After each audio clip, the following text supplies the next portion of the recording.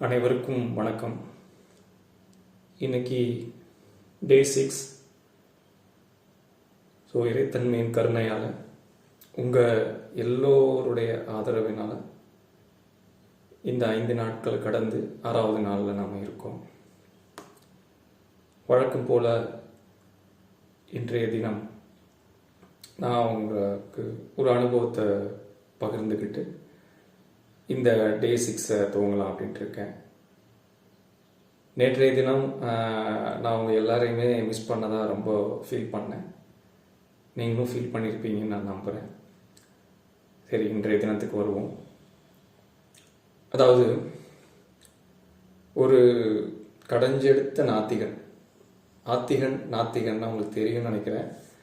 இருந்தாலும் அவரோட சொல்லிடுறேன். ஆத்திகன் அப்படின்னா இறை பற்று, பக்தி, இறை மேலே ஒரு பெரிய காதல் இதெல்லாம் இருக்கக்கூடியவங்க ஆத்திகன். நாத்திகன் அப்படின்னா என்ன அப்படின்னா தானே இறைவனாக வாழ்கிறவங்க தான் நாத்திகன். ஆனால் நாத்திகன் அப்படிங்கிற அர்த்தமே புரியாமல் நாத்திகன்னா இறையை வெறுக்கிறவங்க அப்படின்னு இன்னைக்கு புரிஞ்சுக்கப்பட்டிருக்கு. அதனால் இந்த இடத்துல எனக்கு ஒரு வாய்ப்பு கிடைச்சிது, நான் அதை சொல்லிடுறேன். அப்படி புரிஞ்சிக்காத ஒரு நாத்திகன், அதாவது தான் கடவுள் அப்படின்னு நினைக்கிறவன் எப்படி இருக்கணும்? கடவுளுடைய தன்மையோடு இருக்கணும், அவனே கடவுளாக இருக்கணும். அதுதான் நாத்திகன். அப்படி புரிஞ்சிக்காம கடவுளே இல்லை அப்படின்னு புரிஞ்சுக்கிட்ட ஒரு நாத்திகன் என்ன பண்ணுறாருன்னா, ஒவ்வொரு மேடையிலையும் கடவுளே கிடையாது, மதமே கிடையாது, வேதமோ புராணமோ எதுவுமே கிடையாது, நீங்கள் எல்லோரும் அதை வீணாக நம்பி ஏமாந்துட்டுருக்கீங்க அப்படின்னு மேடையில் அவர் பேசி வராரு. மத தலைவர்கள் அவங்களோட வயிற்று பிழைப்புக்காக என்ன பண்ணுறாங்கன்னா ஒரு கதையை கிரியேட் பண்ணி உங்களை ஏமாற்றிட்டு இருக்காங்க அப்படின்னு ரொம்ப வாய்ஜாலம், அவருக்கு நல்ல வாய்ஜாலம், இறைவனர்களால் அவருக்கு அந்த திறமை அவருக்கு கொடுக்கப்பட்டதை அவர் பயன்படுத்தி மேடையில் பேசுகிறாரு. அந்த திறமையால் ஜனங்கள் எல்லாருமே நல்லா பேசுகிறாரு, அவருடைய பேச்சு சிறப்பாக இருக்குது அப்படின்னு சொல்லிட்டு நிறைய கூட்டம், பயங்கரமான கூட்டம் கூடுகிறோம் அவருடைய பேச்சு அப்படின்னாலே. பேசி எல்லாத்தையும் சொல்கிறாரு. சொல்லி முடிச்சுட்டு கடவுளும் கிடையாது, ஒரு கத்திரிக்காயும் கிடையாது, பூரா பித்தலாட்டம் அப்படின்னு சொல்லிட்டு முடிச்சுட்டு அந்த பேச்சை முடிச்சுட்டு, சரி இப்போது கூட்டத்தில் நீங்கள் யாராவது கேள்வி கேட்கணுன்னா வாங்க, தாராளமாக மேடைக்கு வரலாம், நீங்கள் உங்களுடைய கேள்விகளை கேளுங்க, நான் அதுக்கு விளக்கம் கொடுக்குறேன் அப்படிங்கிற மாதிரி சொல்கிறார். அப்போ அந்த ஊரில் அதாவது குடிகாரன் பெயர் எடுத்த ஒருவர், அந்த ஊருக்கே தெரியும் சரியான ஒரு குடிகாரன், எப்பயும் போதையில் இருக்கக்கூடியவன் அப்படின்னு சொல்லிட்டு அப்படிப்பட்ட ஒரு மனிதர் அவர் மேடைக்கு ஏறி வர்றாரு. மக்கள் எல்லாமே பார்க்குறாங்க, என்னடா இவனுக்கு என்ன தெரியும், இவனே ஒரு குடிகாரன், முட்டாப்ப, இவன் என்னத்தை போய் அவன்கிட்ட கேள்வி கேட்க போகிறான் அப்படின்னு ஒரு ஏளனமான ஒரு பார்வையோடு பார்க்குறாங்க. அவரும் இவன் ஒரு ஆள், இவன் நம்மகிட்ட கேள்வி கேட்டா அப்படின்ற ஒரு மனநிலையில் பார்க்குறாரு. அவர் மேடைக்கு வர்றாரு, கம்முன்னு நிற்கிறாரு. நின்றுட்டு வேகமாக தன்னுடைய அந்த சட்டை பாக்கெட்டில் ஒரு ஆரஞ்சு பழம் இருக்குது, அதை எடுத்து எதுவுமே பேசாமல் தோலை உரிச்சிட்ருக்கார். உடனே இவர் என்ன சொல்கிறாருன்னா, டே லூசு பையில குடிகாரா, கேள்வியை கேட்காம இங்கே என்னடா பழத்தை உரிச்சிக்கிட்டு இருக்க அப்படின்னு சொல்லிட்டு யார் அந்த நாத்திகன் அவர்கிட்ட கேட்குறாரு. அவர் உரிச்சு பழத்தை எடுத்து வாயில் வச்சு சாப்பிட்டுக்கிட்டேவும், பொறு சாப்பிட்டுட்டு இருக்கேன்ல அப்படின்னு சொல்லிட்டு அந்த பழத்தை ரொம்ப ரசித்து சாப்பிட்டுருக்காரு. சாப்பிட்டு முடிச்சுட்டு, பழத்தை நல்லா ரசித்து சாப்பிட்டு முடிச்சுட்டு உடனே அவர்கிட்ட கேட்குறாரு, யார் அந்த குடிகாரன் அந்த நாத்திகன்கிட்ட கேட்குறாரு, என்னப்பா பழம் நல்லா இனிப்பாக இருக்கா, எப்படி இருக்கு அப்படின்றார் அந்த நாத்திகன்கிட்ட. அவர் செம கோபமாயிட்டார். டே பைத்தியக்காரா, குடிகாரா, லூசு பையில, நான் சாப்பிட்டு பார்க்காம அந்த பழம் இனிப்பாக இருக்கா புளிப்பாக இருக்கா எப்படிடா சொல்ல முடியும், முட்டா பையலே அப்படின்னு சொல்லி அவர்கிட்ட சொல்கிறார். பயங்கர கோபமாக சொல்கிறார். உடனே அவர் சொல்கிறார், இந்த குடிகாரன் சொல்கிறார், கடவுள் யார், அவர் எப்படிப்பட்டவர், அவருடைய சக்தி, ஆற்றல், அதெல்லாம் என்ன? அது வந்து பக்தி, ஞானம், இந்த மாதிரி நிறைய வழிகளில் வந்து கடைபிடிச்சு அதெல்லாம் செஞ்சு முடித்ததுக்கப்புறம் தான் அது என்ன அப்படின்னு தெரியும். இப்போ நான் சாப்பிட்ட ஆரஞ்சு பழத்துடைய சுவையவே வந்து உன்னால் தெரிஞ்சிக்க முடியல. பல ஆயிரம் வருஷங்களாக நம்முடைய மூதாதையர்கள், சித்தர்கள், ஞானிகள் இவங்கெல்லாம் வணங்கி அந்த செயலை செஞ்சு அதன் மூலியமாக வந்து இறையை உணர்ந்து, இந்த இறையோடைய தன்மை இப்படி இருக்குன்றதை உணர்ந்து நமக்கு வழிகாட்டி, நீங்களும் இந்த மாதிரி செஞ்சீங்க அப்படின்னா இறையை உணரலாம் அப்படின்னு சொல்லி வச்சுட்டு போன விஷயத்த நீ ஒன்றையுமே பார்க்காம, எதையுமே செஞ்சு பார்க்காம, செயல் வடிவமாக அதை எதையுமே செஞ்சு பார்க்காம கடவுளே இல்லை அப்படின்னு நீ எப்படி சொல்கிற அப்படின்னு கேட்குறாரு. அதாவது இறைவன் இருக்கா, இல்லை இல்லை அப்படிங்கிறத நீ ருசித்து பார்த்துக்கிட்டு சொன்ன அப்படின்னா நிச்சயமாக ஏற்றுக்கலாம். இருக்காரு அப்படின்னு சொன்னாலும் நீ ருசித்து பார்த்துருந்த அப்படின்னா நீ சொல்கிறது கேட்குறதுக்கு ஒரு அர்த்தம் இருக்குது. ஆனால் நீ அதை டேஸ்டே பண்ணாமல் நீ எப்படி கடவுள் இல்லை அப்படின்னு உறுதியாக சொல்ல முடியும்? நீ முட்டாளா, நான் முட்டாளா அப்படின்னு சொல்கிறாரு. சொன்ன உடனே கூட்டத்திலேருந்து பயங்கரமான கைத்தட்டல். மொத்த கூட்டமும் வந்து இந்த ஒரு நிகழ்வில், இந்த ஒரு செயலில் மொத்த கூட்டமும் வந்து குடிகாரன் பக்கம் திரும்பிடுச்சு. அவர் சொல்கிறது நியாயம் தானே, கரெக்டாக தானே சொல்லியிருக்காரு அப்படின்னு திரும்பிடுச்சு. திரும்பின உடனே இவருக்கு வந்து பயங்கர ஒரு அவமானமாயிடுச்சு, அசிங்கமாயிடுச்சு.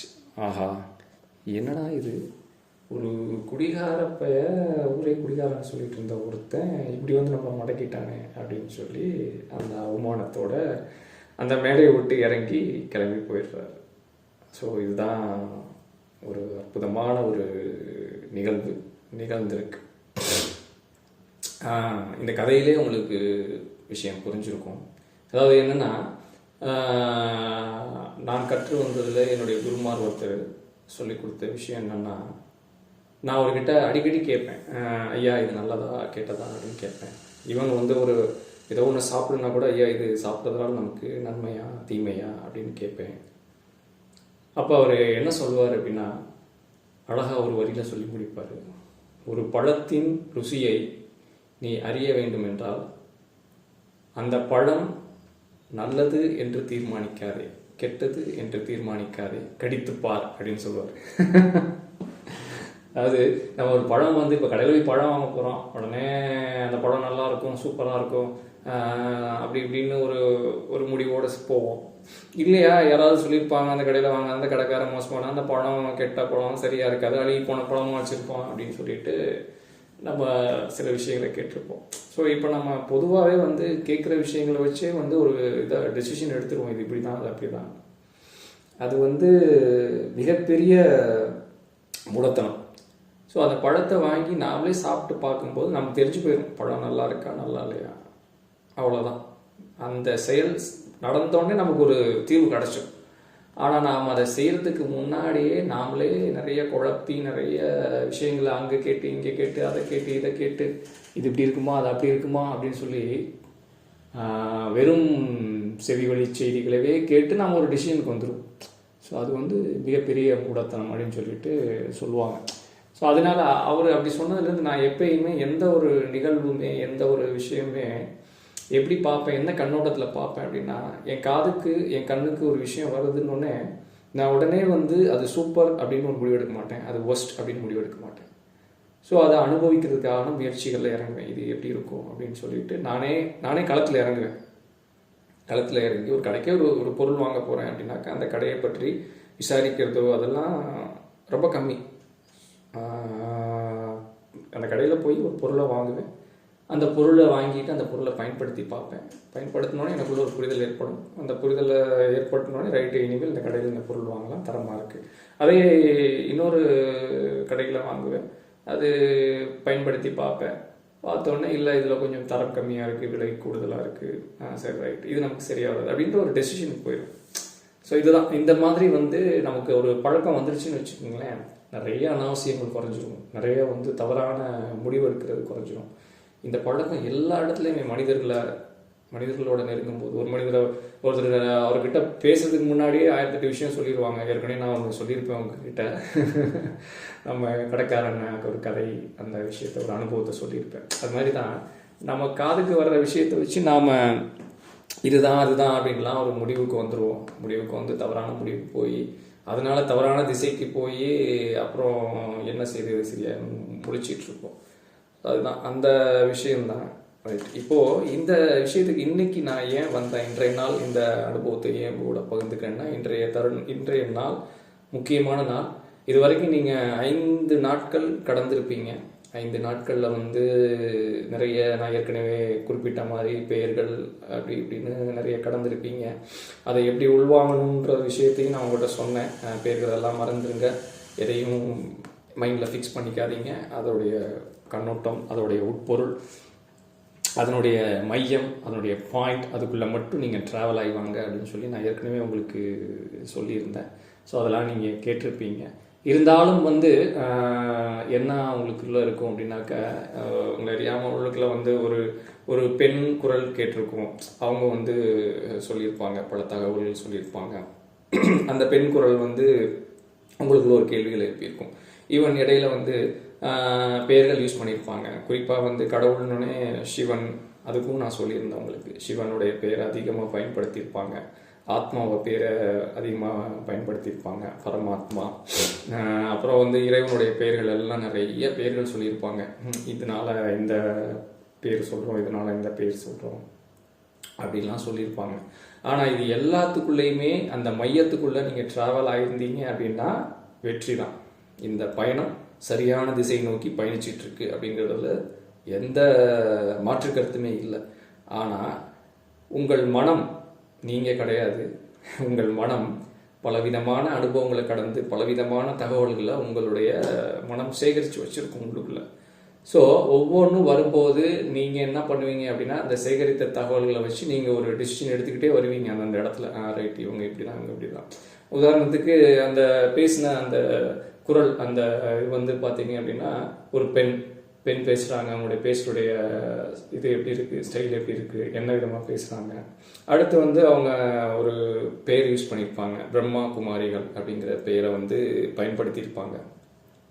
உடனே டக்குன்னு நீங்கள் என்ன ஒரு முடிவுக்கு போயிடுவீங்க அப்படின்னாக்கா, ஓகே இந்த பிரம்மா குமாரிகள் அப்படிங்கிற அந்த குழுவில் நம்மளை இணைய வச்சு அவங்களுடைய வழிநடத்தில் வந்து நம்மக்கிட்ட வந்து கொண்டு வந்து இப்போ சேர்க்கறதுக்கான முயற்சியில் இறங்கியிருக்காங்க அப்படின்னு ஒரு முடிவுக்கு வருவீங்க. ஈவன் பிரம்மா குமாரிகளா இல்லை, இப்போ ஐயா ரமணர் ஐயா, சத்குரு, இந்த மாதிரி நிறைய இருக்காங்க, மித்ர சிவா, ஆசான்ஜி, இப்போ ரீசெண்டாக அந்த ஒரு மகாவிஷ்ணு, இந்த மாதிரி நிறைய இருக்காங்க, நிறைய பேர்கள் இருக்குது. அந்த மாதிரி இப்போது நீங்கள் இதெல்லாம் வந்து நீங்கள் உங்களுடைய ஃபோனில் வந்து பார்க்கும்போது செய்யும்போது இந்த மாதிரி அந்த மாதிரி அது இப்படி இது இப்படின்னு சொல்லி நீங்களே வந்து ஒரு சில விஷயங்களை வச்சு நீங்களே ஒரு டிசிஷனில் இருப்பீங்க. நான் கதையில் சொன்ன மாதிரி தான் ஒரு டிசிஷன் நீங்களாக எடுத்து வச்சுட்டு நீங்களாக ட்ராவல் ஆகிட்டுருப்பீங்க. இப்போ நான் இன்றைக்கும் ஒரு முக்கியமான விஷயத்த சொல்லிடுறேன். இந்த குழுவுடைய டைட்டில் நீங்கள் பார்த்துருப்பீங்க, ஏதுமற்ற யாதும் மாணவன். அதுதான், ஏதுமற்ற யாதும் மாணவன். இந்த பெயரே வந்து உங்களுக்கு பெரிய பொருளை உணர்த்திருக்கும் அப்படின்னு நான் நினைக்கிறேன். இந்த பெயர்லேயே ஒரு மிகப்பெரிய என்ன சொல்கிறது, ஒரு பொருள் அடங்கியிருக்கு. என்ன அப்படின்னா, இறைத்தன்மை, இறைவன், ஏதுமற்றவன், யாதும் ஆனவன். அதுதான் அவனுடைய பொருள். ஏதுமற்றவன்னா என்ன, எதுவுமே இல்லைன்னா ஒன்றுமே இல்லைன்னு அர்த்தம் இல்லை. இதுதான் அதுதான் அப்படின்னு ஒரு விஷயத்துக்குள்ள அந்த தன்மையை, அந்த இறைவனை, அந்த இறைத்தன்மையை அடக்கவே முடியாது. எல்லாமாவும் இருப்பான், எல்லாமாவும். அதுதான் அதனுடைய பொருள். ஸோ இந்த தன்மையை எல்லாருக்குள்ளேயும் இருக்குது. யாருக்குள்ளே இல்லைன்னு இல்லை, எல்லாருக்குள்ளே இருக்குது. எனக்குள்ளே இருக்குது, உங்களுக்குள்ளே இருக்குது, எல்லாருக்குள்ளே இருக்குது. ஆனால் அது விழிப்பு இல்லாமல் இருக்குது. அதை விழிப்படைய வச்சு அந்த தன்மையாகவே நாம் முழுசாக அந்த தன்மையை அனுபவித்து அதுவாகவே வாழ்கிறதுக்கான வழிகளைத்தான் நாம் வந்து இந்த குழுக்குள்ளே கொண்டு வர்றதுக்கான முயற்சிகள் செய்துக்கிட்டு இருக்கோம். அதனால் தெளிவாக புரிஞ்சுக்கங்க. நான் ஏற்கனவே சொன்ன மாதிரி குறிப்பிட்டு ஒரு கடவுள் பெயரை குறிப்பிட்டு ஒருத்தருடைய பெயரை சொல்லி அவருடைய துதியை பாடி அவங்களுடைய பெருமையை பாடி அவங்கள பெருமையை சேர்த்து அவர்களுக்கு உங்களை அடிமையாக்கி அவங்க சொல்கிறது தான் சத்தியம் அப்படின்னு நீங்கள் அதன் பின்னே ஓடி ஒரு ஆட்டுக்கூட்டம் மாதிரி நாம் பின்னே ஓடி அப்படி இருக்கணும் அப்படிங்கிறது இந்த குழுவில் அப்படி ஒரு விருப்பம் கிடையவே கிடையாது. இதுவே சத்தியம், நான் அடித்து சொல்கிறேன். அதனால் புரிஞ்சுக்குங்க.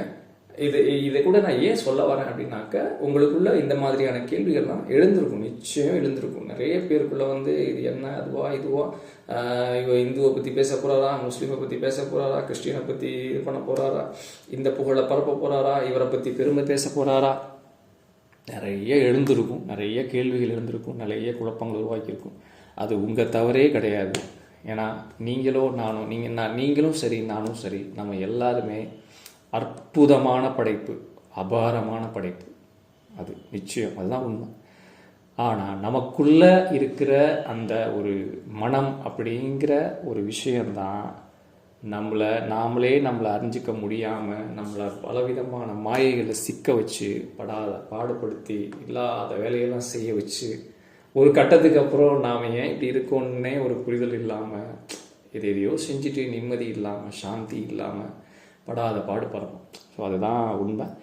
யாருமே வந்து எந்த ஒரு ஜீவாத்மாவுமே வந்து கெட்டவங்க நல்லவங்க அப்படின்னு முத்திர குத்துற இதே கிடையாது. நம்ம எல்லாருமே ஏதுமற்ற யாதுமானவர்கள் தான். நம்ம அனைவருமே ஏதுமற்ற யாதுமானவர்கள் தான். ஸோ அதுதான் அந்த தன்மையை வந்து நான் புரிஞ்சுக்கிட்ட மாதிரி, நான் அனுபவித்த மாதிரி நீங்களும் அனுபவிக்கணும் அப்படிங்கிறது தான் இந்த குழுவோடைய விருப்பம். இந்த குழுவில் அது மட்டுமே நிகழும்.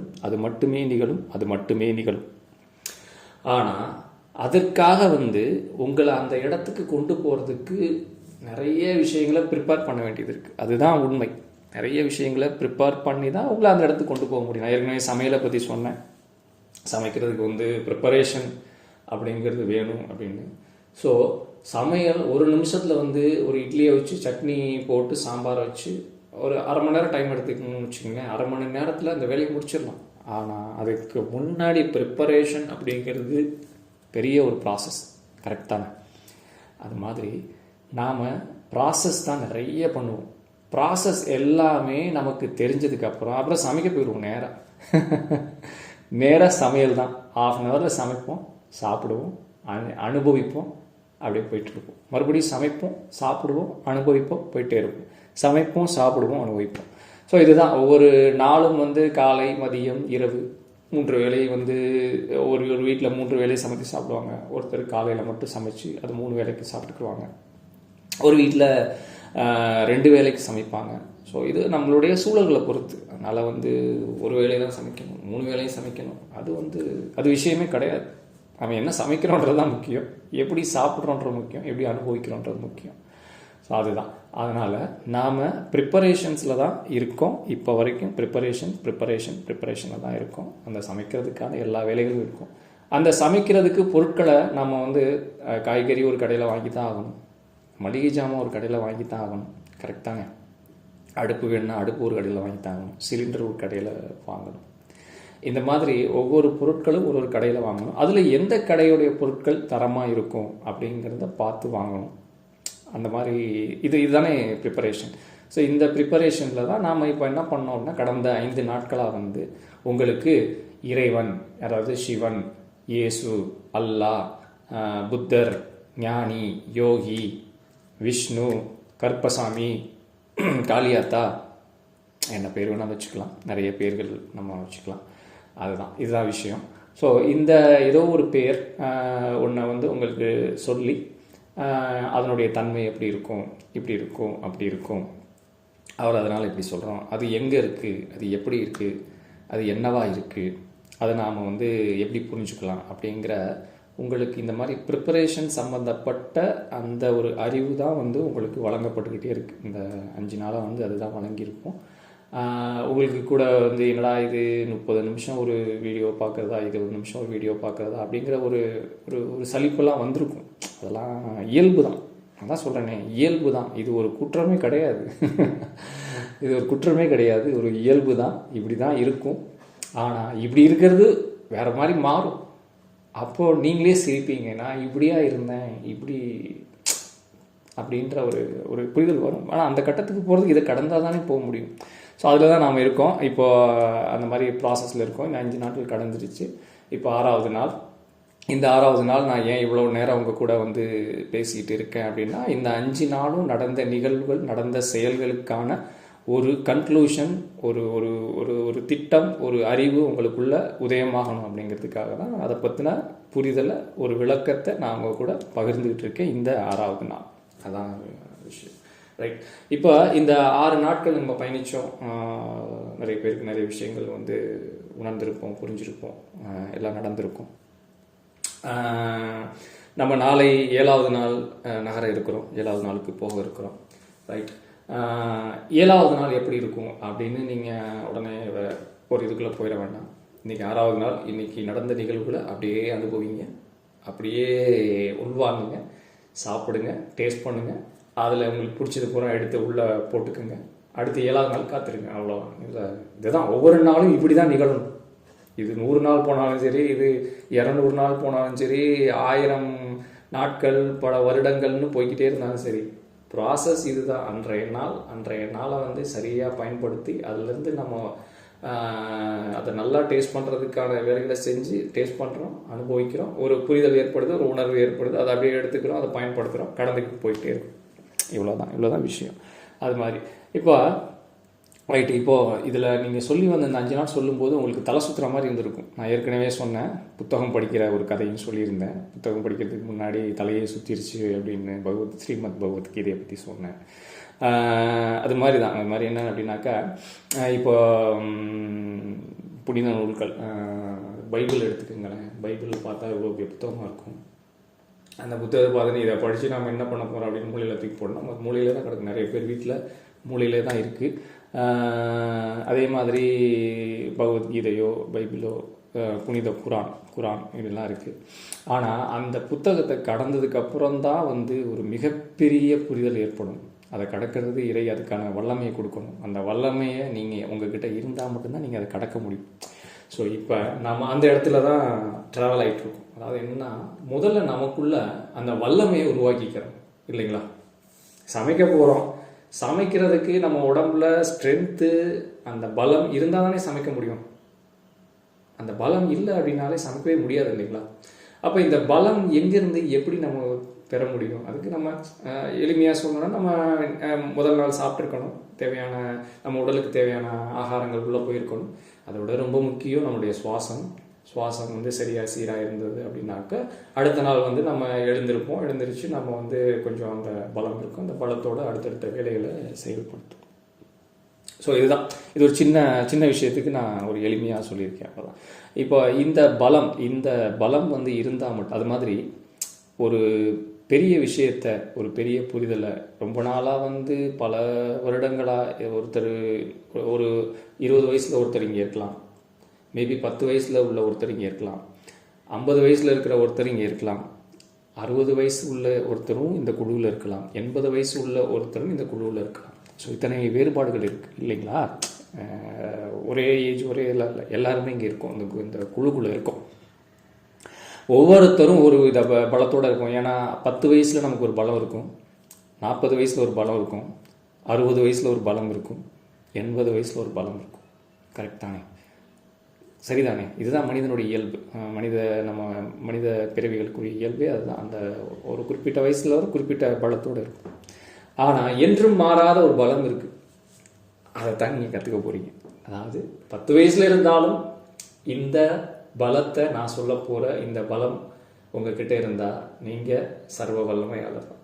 85 வயசு இருந்தாலும் இந்த பலம் உங்ககிட்ட இருந்தால் நீங்கள் சர்வ வல்லமையாளர். புரிஞ்சிருச்சிங்களா? ஸோ அப்பேற்பட்ட பலம், ஒரு ஒரு ஒரு மகாபலம் அதைத்தான் அந்த பலத்தை நாம் எப்படி ஏற்படுத்திக்கலாம் நமக்குள்ள. அந்த பலம் இருந்தால் நமக்கு பலமின்மை, அதாவது என்ன, பலவீனம் தானே நம்ம பயம். பெரும்பாலும் என்ன, அதுதான் சத்தியம். பலவீனம் தான் பயம். எப்போ பலவீனம் இருக்கோ, எங்கே பலவீனம் இருக்கோ பயம் ஸ்டார்ட் ஆகிடும். கரெக்ட் தானே? அது ஒவ்வொரு வயசுக்கு ஏற்ற மாதிரி. 10 வயசில் படிக்கிறத பற்றி பயம், படித்து முடித்தோடனே வேலை பற்றின பயம், வேலை கிடச்சிருச்சு அப்படின்னோடனே நம்மளுடைய குடும்ப வாழ்க்கை பற்றிய பயம், குடும்ப வாழ்க்கை அமைஞ்சிருச்சு அப்படின்னோடனே நம்மளுடைய மனைவி குழந்தைகளை பற்றிய பயம், அதுக்கப்புறம் அதே தான் அவங்கள படிக்க வைக்கிறது, அவங்கள உருவாக்குறது. அந்த ஸ்டேஜ் நம்ம போயிட்டே இருப்போம்.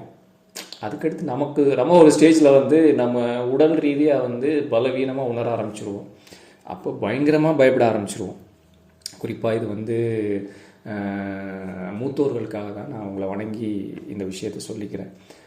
40, 50, 60, 70, 80 வயது நிலையில் இருக்கிற இந்த பெரியவங்களுக்காக நான் வணங்கி சொல்லிக்கிறேன்.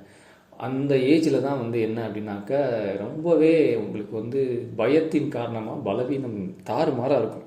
ஏன்னா உங்களால் சுயமாக எதுவுமே ஈடுபட முடியாது, இன்னொருத்தரை டிபெண்ட் பண்ணியே இருக்கிற மாதிரி இருக்கும். அடுத்தவங்கள மகன், மகள், பேரன், பேத்தி, பக்கத்து வீட்டுக்காரங்க, எதிர்த்து வீட்டுக்காரங்க, இப்படி ஒவ்வொரு செயல் செய்கிறதுக்கும் யாரோ ஒருத்தரை நீங்கள் டிபெண்ட் பண்ணியிருக்கும்போது, அந்த யாரோ ஒருத்தர் ஒரு வேளை சூழலின் காரணமாக அவங்க உங்கள் பக்கத்தில் இருக்க முடியல, அப்படி இப்படின்ற சூழ்நிலைகள் ஏற்படும் போது உங்களுக்குள்ள பயம் பயங்கரமாக தொத்திக்கிறோம். அந்த பயம் தொத்திக்க நீங்கள் பலவீனத்தின் உச்சிக்கு போய்கிட்டே இருப்பீங்க. கரெக்ட் தானே? அந்த பயத்தினால என்ன ஆகும், நமக்கு கை நடக்க முடியலையே, நம்ம இப்படி ஆயிடுவோமோ, நம்மளால் சாப்பிட முடியலையே இப்படி ஆயிடுவோமே, நம்மளால் சமைக்க முடியலையே இப்படி ஆயிடுவோமோ அப்படின்னு சொல்லிட்டு ஒரு பயங்கரமான பயம் உருவாக ஆரம்பிச்சிடும். அந்த பயம் என்ன ஆகும்னா உங்களை பலவீனத்தின் எல்லைக்கே கொண்டு போயிடும். ஆக்சுவலாக நீங்கள் உடல் அதாவது என்ன சொல்கிறது, உடல் தன் வேலையை முடித்து அது கொஞ்சம் ரெஸ்ட் எடுக்கும், அதுதான் உண்மை. அது வரைக்கும் நீங்கள் உங்களுக்காக படாத பாடு உழைச்சிருப்பீங்க, படிக்கிறதுக்காக பயங்கரமாக உழைச்சிருப்பீங்க, சம்பாதிக்கிறதுக்காக பயங்கரமாக உழைச்சிருப்பீங்க, உங்கள் மனைவிக்காக கணவருக்காக பயங்கரமாக உழைச்சிருப்பீங்க, அடுத்து ஒரு வீடு வாங்கணும், ஒரு செட்டில்மெண்ட் ஆகணும், இப்படி உங்கள் உழைப்பை பயங்கரமாக பயன்படுத்தியிருப்பீங்க. ஆனால் என்ன தான் இருந்தாலும் எல்லாத்துக்குமே ஒரு ஒரு ரெஸ்ட் இருக்கணும் இல்லைங்களா? 24 மணி நேரம் ஓடுற மெஷினாக இருந்தாலும் 1 மணி நேரம் அது ரெஸ்ட் விட்டால் தான் அடுத்த நாள் அது ஒரு ரன் ஆகும். இல்லை அப்படின்னா அது அவ்வளோதான், முடிச்சு போயிடும். அந்த மாதிரி அந்த ரெஸ்ட். இப்போ நீங்கள் என்னென்னா என்டையர் லைஃப்பில் ஒரு ரெஸ்ட்க்கு வந்துடுறீங்க, அவ்வளோதான். என்டையர் லைஃப்பில் டோட்டல் லைஃப்பில் இப்போ நீங்கள் ஒரு ஒரு ஒரு அமைதிக்கு வந்துடுறீங்க, ஒரு ஓய்வுக்கு வந்துடுறீங்க. இதுதான் உண்மை, இதுதான் நம்ம ஏற்றுக்கணும். நீங்கள் ஓய்வுக்கு வந்துட்டீங்க. நீங்கள் இப்போ உங்கள் வேலையே ஓய்வு எடுக்கிறது தான். அதுதான் உங்கள் வேலையே. நீங்கள் நல்லா ஓய்வு எடுக்கணும். நல்லா ஓய்வு எப்போ எடுக்க முடியும்? அமைதியாக சாந்தியாக இருந்தால் நீங்கள் பாட்டு ஓய்வு எடுப்பீங்க. நீங்கள் பாட்டுக்கு சாப்பிட்ற நேரம் சாப்பிடுவீங்க, உங்களால் முடிஞ்சது செஞ்சு சாப்பிடுவீங்க, யாராவது கொடுக்கும்போது அதை ஏற்றுக்குருவீங்க. அப்படி அந்த ஓய்வு நிலையில் மனம் சாந்தியாக கிடைக்கிறத வாங்கி சாப்பிட்டுக்கிருவீங்க. ஒரு இதுதான் அதுதான் இப்படி தான் அப்படி தான் அதெல்லாம் இல்லாமல் ஒரு ஓய்வு நிலையில் மனமும் இருக்கும், ஒரு சாந்தி நிலையில் இருக்கிற பட்சத்தில் உங்களுக்கு பயம் வராது, பலவீனம் வராது. ஸோ அதுதான் இதை பற்றிலாம் நம்ம நிறைய பேசுவோம். ஸோ இதை பற்றின ஒரு சின்ன இது தான் நான் உங்கள் கூட இப்போ பகிர்ந்துக்கிட்டேன். ரைட். அது மாதிரி ஒவ்வொரு வயது ஒவ்வொரு பலவீனம் இருக்குது. இப்படி இருக்கும்போது நம்ம நிரந்தரமாக ஒரு சக்தியை நமக்குள்ள ஒரு பலத்தை உருவாக்கிக்கிறணும்.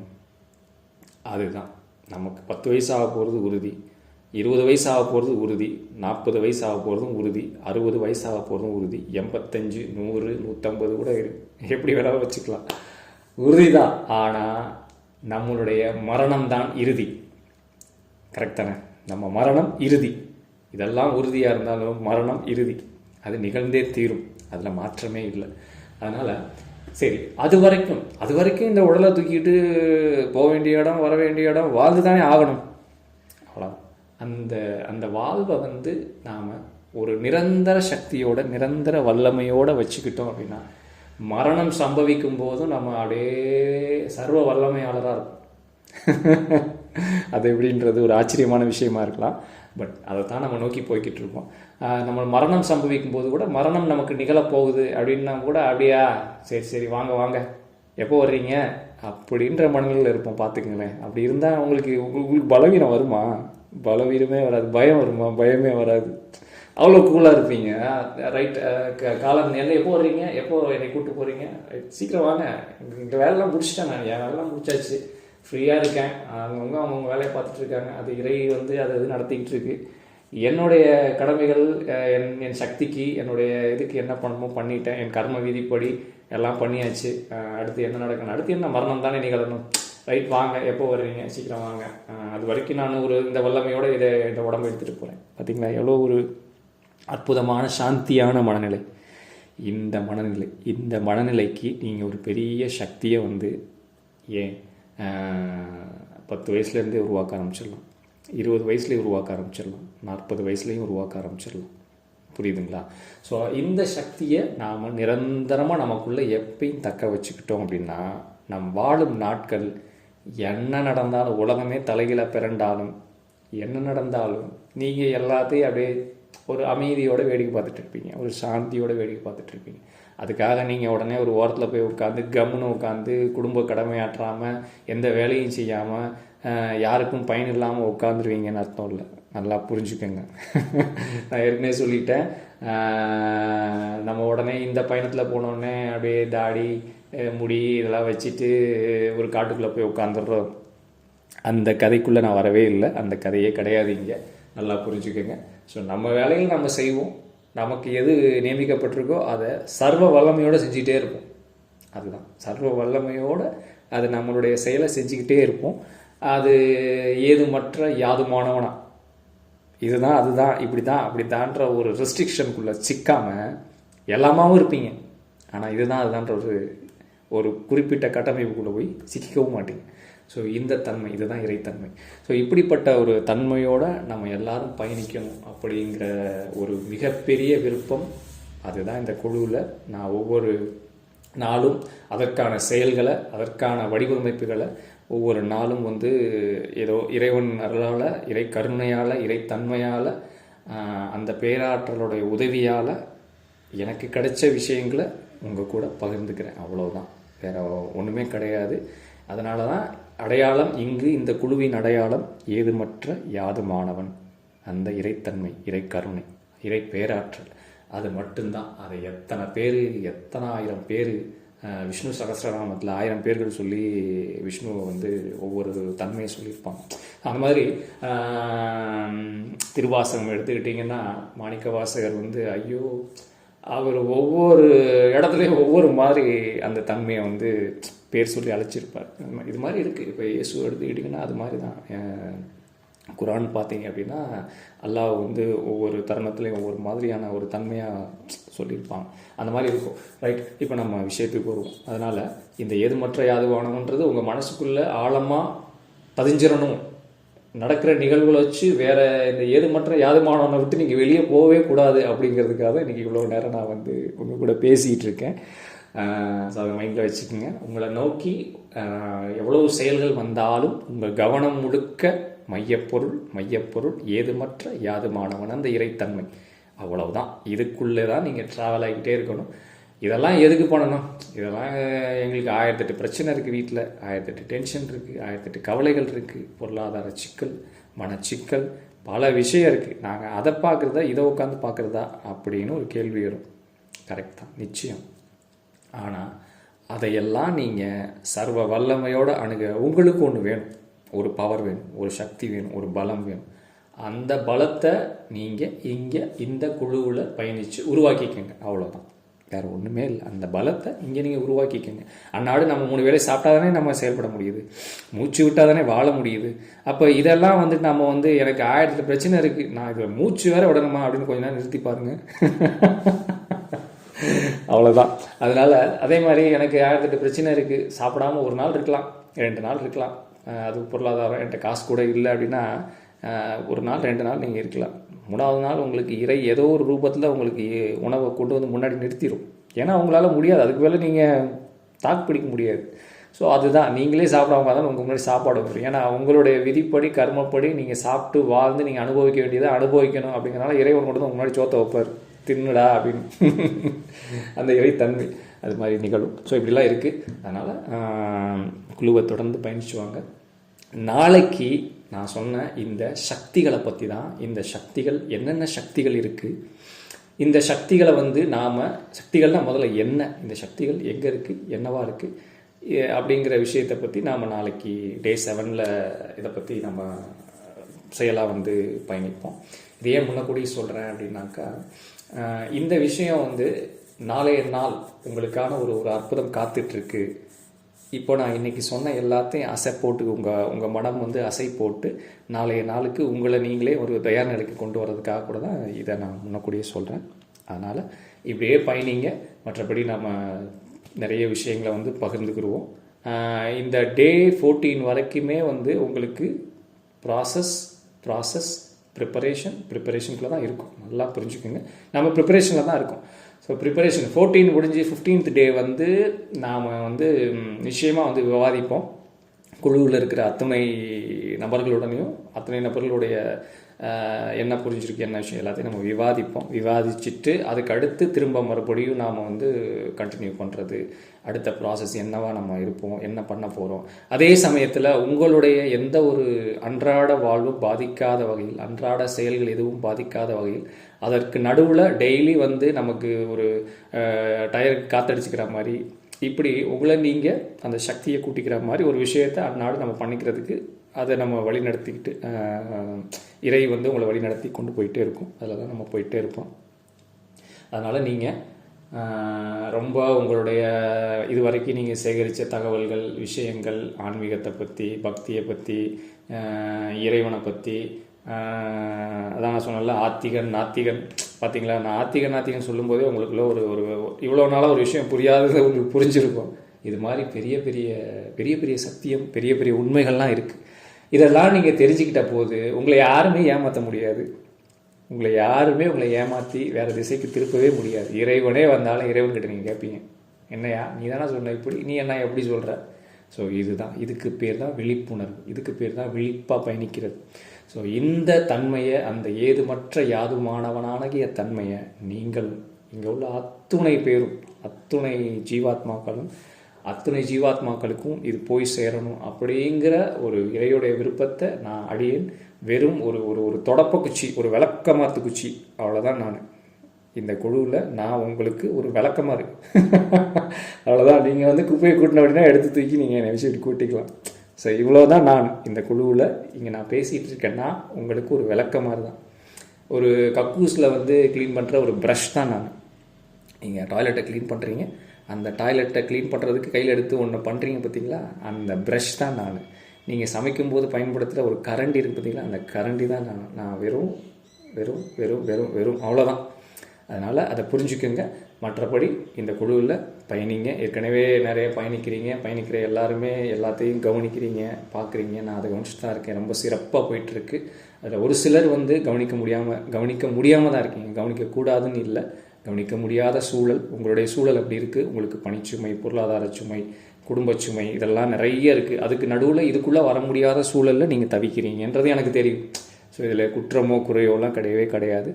நான் உங்களுக்காகவும் நான் பிரார்த்திக்கிறேன். அந்த இறையுடைய பேராற்றல், அந்த இறைத்தன்மை உங்களுக்கும் உணரவிக்கப்பட்டு நீங்களும் சுபிட்சமாக, ஆனந்தமாக, மகிழ்ச்சியாக, சாந்தியாக, எப்போயும் நித்தியமாக நீங்களும் இருக்கணும் அப்படிங்கிறது தான் என்னுடைய மிகப்பெரிய ஒரு வேண்டுதலாக, ஒரு இதாக வந்து நான் இறைத்தன்மைக்கிட்ட கேட்டுக்கிட்டு இந்த இதில் அப்படியே பயணிங்க.